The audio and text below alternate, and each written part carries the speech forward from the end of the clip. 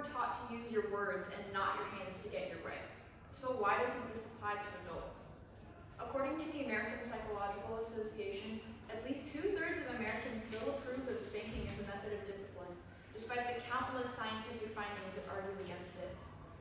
As someone who experienced a more gentle parenting approach, and at least in my personal opinion, I think I managed to be a law-abiding and respectful citizen without needing to be hit, I'm able to look at the concept from an outside perspective and without having parents telling me that it's okay because they were doing it to me.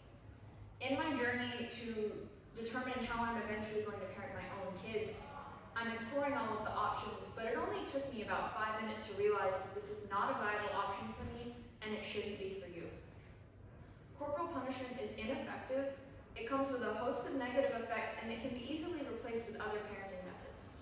Let's begin by examining my first statement about the inefficacy of this kind of discipline. It's not the ideal kind of discipline because it's not effective. It doesn't achieve the goals of long-term compliance. It might help them stop in the moment, but it doesn't actually fix the problem, and it doesn't teach moral behavior, as discussed by Elizabeth T. Gershoff in her study. In fact, some studies demonstrated that it can have the opposite effects and lead children to exhibiting worse behavior. In Lazarus and Kuhn's analysis of a bunch of different data on the subject, they determined that corporal punishment was no more effective than taking away privileges or putting kids in timeout or even ignoring their behavior. There's also a fine line between corporal punishment and abuse. The older a child gets and the more frequently they are spanked, the less effective the punishment gets. It loses its sting and it loses the fear behind it. So parents must find alternatives. Unfortunately, some parents choose to strengthen the methods that they're already using, and this gets even closer to abusive conduct. Out of 830 studied cases of abuse, 75% were parents who intended to punish their children, but the situations escalate drastically. Aside from the way that corporal punishment does or does not get the point across, there's a psychological aspect that reveals how damaging it can be to you besides in the physical aspect of things. It often sends the wrong signals and has unintended consequences that parents don't know about. When kids act out, whether that's in defiance or they're throwing a tantrum, it's a cry for help.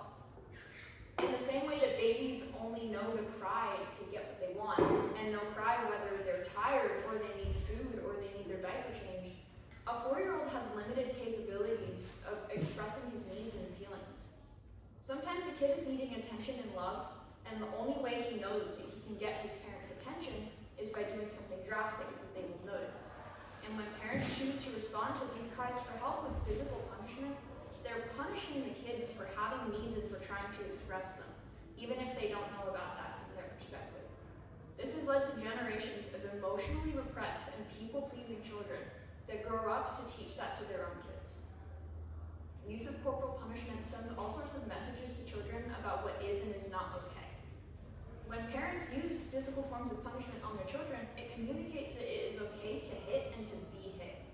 The narrative that this is for your own good, and I'm doing this because I love you, and this is a consequence of your actions, even if the actions don't really connect to the punishment, can inadvertently teach kids to accept that kind of treatment from other people, and in the worst cases can lead to accepting abuse in relationships.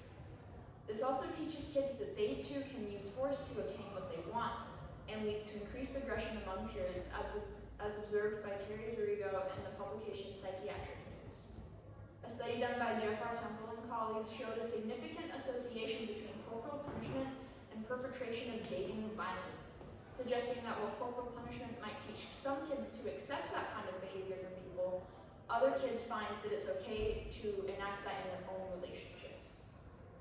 Some of you, after being confronted with these facts, might wonder what the alternatives are, and I'm here to provide a solution. Parenting will always be multifaceted and difficult, but there is always an alternative to corporal punishment.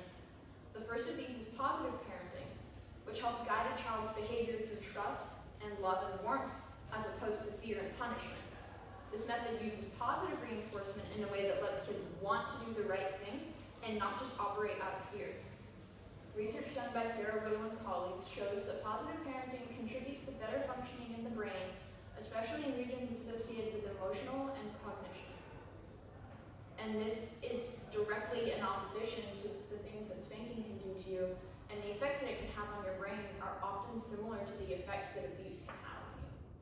There are all sorts of parenting styles I could discuss, but what I believe to be most important is addressing the root of the issue. Kids heavily rely on feeling connected to their parents. As I'm sure you've all experienced, and we've wanted to feel close and understood by a family member, friend, or significant other, but for people younger than us, it's even more important than that. They don't have the skills to cope and self-regulate on their own, so they need parents to facilitate and steady them in that. And when a kid feels disconnected from his parents, it's kind of a state of emergency with their nervous system, and they'll do all sorts of things to regain that connection. The job of a parent is to maintain the connection in day-to-day life and be able to recognize when strange behavior is really just a cry for help and wanting that connection. When a kid needs love, the appropriate response should be to hear their requests and give them the love that they need. No, this is not coddling them. It's simply building trust, love, and fostering a safe space for kids to voice their needs instead of shutting them down. Kids will follow rules that they understand, and when they don't understand, they must rely on the people that they trust and trust that what they say is good for them. And if parents break that safety and trust by hitting their kids, it's going to do the opposite, and they won't want to follow their rules. A relationship of trust and understanding will last far longer than fear in motivating kids to obedience and respect. And while there are all sorts of options for parents that want to use a nonviolent approach, my goal is to reach those on the other side. So the last thing I have to say is that there are quite literally zero scientifically sound opinions and articles that can defend corporal punishment. When you try and look up, how is corporal punishment good for my kids? It'll give you a long list of reasons why it's not good for you.